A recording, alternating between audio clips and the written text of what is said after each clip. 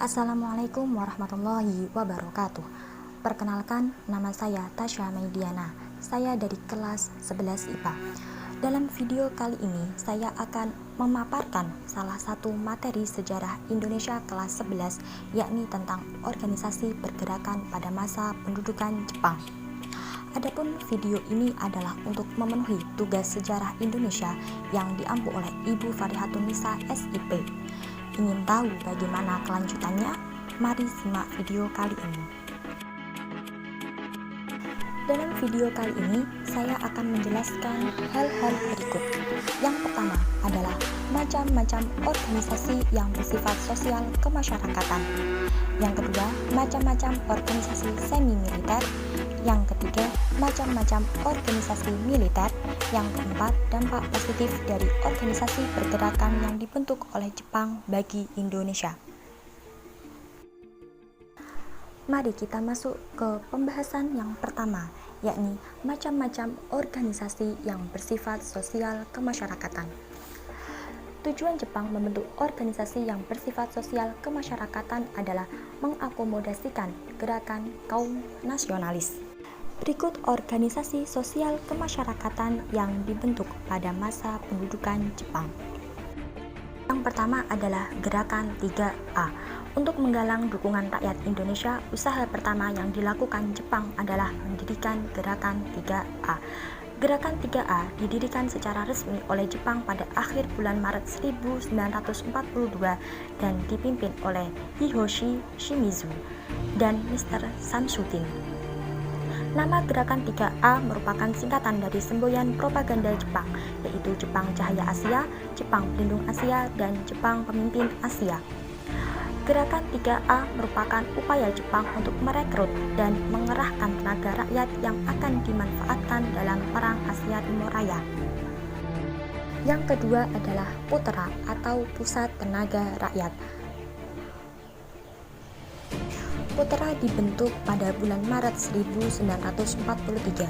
PUTRA merupakan organisasi nasional yang dirangkul Jepang untuk mempropagandakan politik Haku Ichiu kepada rakyat Indonesia. Tokoh-tokoh PUTRA dikenal dengan sebutan 4 serangkai, yaitu Soekarno, Muhammad Hatta, Ki Hajar Dewantara, dan Mas Mansur.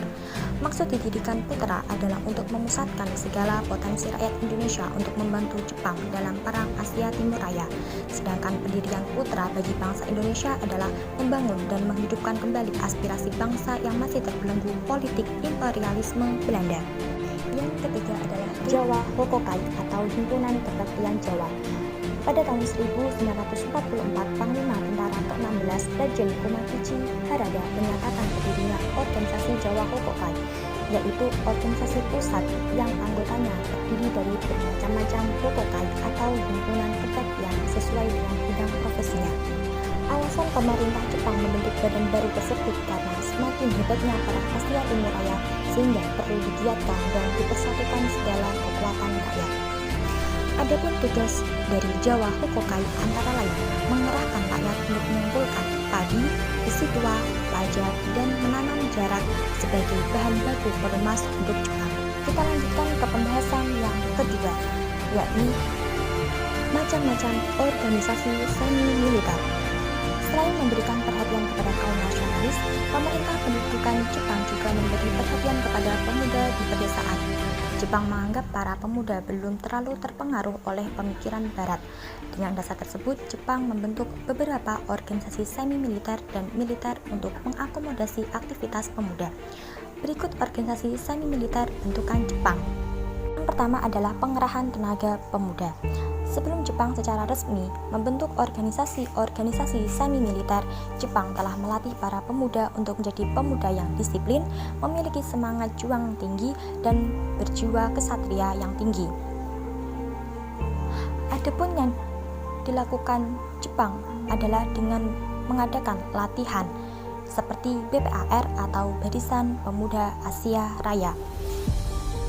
BPAR digunakan untuk menanamkan semangat Jepang.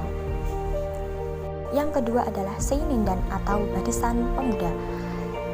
Seinindan merupakan organisasi pemuda yang didirikan pada tanggal 9 Maret 1943. Tujuan pembentukan Seimindan adalah mendidik dan melatih pemuda agar dapat menjaga dan mempertahankan tanah airnya dengan kekuatan sendiri.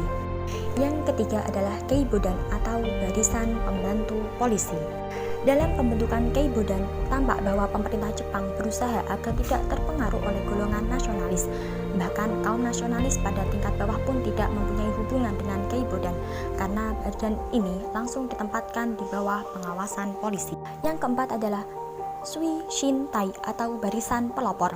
Barisan Pelopor dibentuk pada tanggal 14 September 1944 dan diresmikan pada tanggal 25 September 1944. Barisan Pelopor merupakan organisasi pemuda pertama yang dibimbing langsung oleh tokoh nasionalis Indonesia seperti Insinyur Soekarno. Kelima adalah Hizbullah, pembentukan barisan semi-militer khusus yang direkrut dari golongan Islam diberi nama Hizbullah.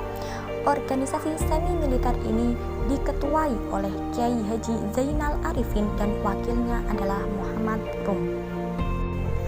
Hizbullah mempunyai tugas pokok sebagai berikut. Yang pertama adalah sebagai tentara cadangan, yang kedua adalah sebagai pemuda Islam dengan tugas dan program menyiarkan agama Islam, memimpin umat Islam agar taat menjalankan agama Islam dan membela agama. Pembahasan yang ketiga adalah macam-macam organisasi militer. Yang pertama adalah Heiho. Heiho dibentuk berdasarkan instruksi bagian Angkatan Darat Markas Besar Umum Kemaharajaan Jepang pada tanggal 2 September 1942.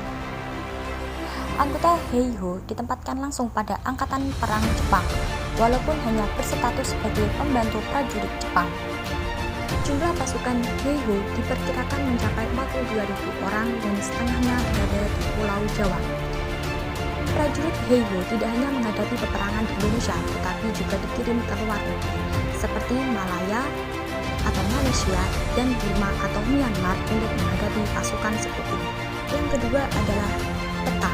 Peta resmi berdiri pada tanggal 3 Oktober 1943 berdasarkan peraturan pemerintah Jepang yang disebut Osamu Shirai nomor 44 yang mengatur tentang peta. Pembentukan peta dilakukan oleh Legend Kumagichi Harada. Angkutan peta terdiri dari orang Indonesia yang mendapat pendidikan militer Jepang. Tugas peta adalah mempertahankan tanah air Indonesia.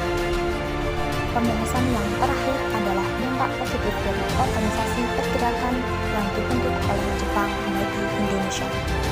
Adapun dampak positif dari organisasi pergerakan yang dibentuk oleh Jepang bagi Indonesia adalah sebagai berikut. Yang pertama adalah para pemuda yang bergabung dalam organisasi semi-militer maupun militer kelak setelah Indonesia merdeka menjadi pelopor pembentukan organisasi kemiliteran. Yang kedua, adanya pengetahuan kemiliteran tersebut sangat berguna dalam menghadapi sekutu dan Belanda. Demikian tadi penjelasan tentang organisasi pergerakan pada masa pendudukan Jepang.